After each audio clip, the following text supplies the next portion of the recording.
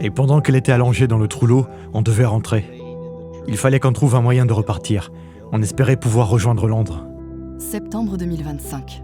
Ce qui devait être un voyage pour un mariage et des vacances dans les Pouilles, en Italie, s'est soudain transformé en urgence médicale pour Mindy, l'épouse d'Henry Cushard. La fille de mon meilleur ami se mariait dans les Pouilles. On est donc parti là-bas pour environ une semaine.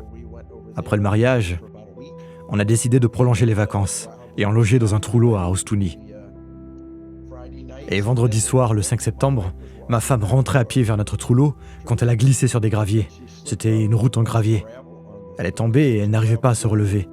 On l'a donc aidée à se relever, on l'a emmenée dans le trou-l'eau, puis on a décidé de l'emmener aux urgences, quelque part à Ostuni. À l'hôpital en Italie, la gravité des blessures de Mindy devient évidente. Nous sommes donc allés à l'hôpital. Nous y sommes restés. Elle y est restée toute la nuit.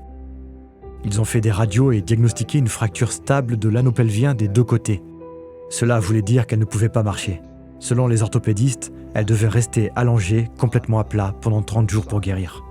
Face aux difficultés avec les hôpitaux locaux, Henry souhaite transférer sa femme au Royaume-Uni pour poursuivre les soins. Les hôpitaux en Italie ne m'ont pas vraiment rassuré. Je n'étais pas convaincu. Et pendant qu'elle était allongée dans le trou-l'eau, on devait trouver une solution pour rentrer.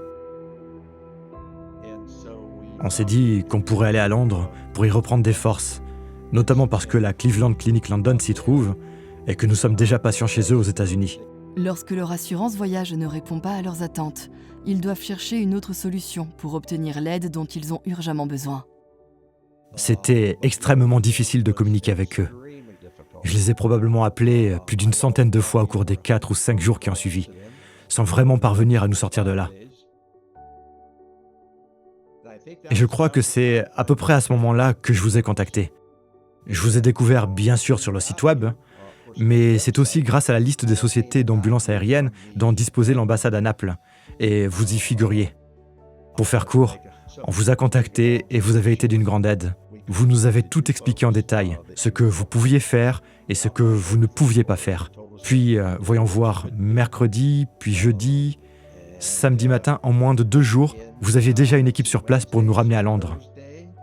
Notre médecin et notre infirmière ont accompagné la patiente à chaque étape, garantissant sa sécurité et son confort. Franchement, votre équipe était formidable. Très gentille, compétente.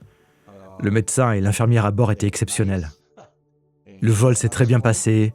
Ils ont pris soin d'elle, ont veillé à ce qu'elle ne bouge pas, l'ont installée dans l'avion. Ma femme ne pouvait absolument pas bouger. Et vous avez vraiment facilité les choses. Vous avez vraiment allégé notre stress.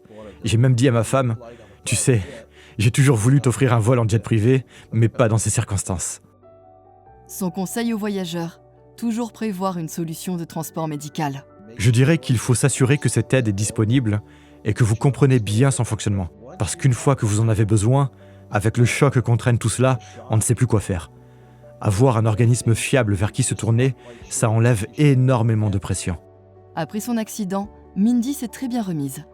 Elle va bien. Oui, elle a l'air d'aller bien. Elle n'a aucun problème, on dirait qu'elle est complètement rétablie. Après avoir assuré son transport en toute sécurité, nous sommes heureux de voir Mindy pleinement rétablie et de retour chez elle aux États-Unis.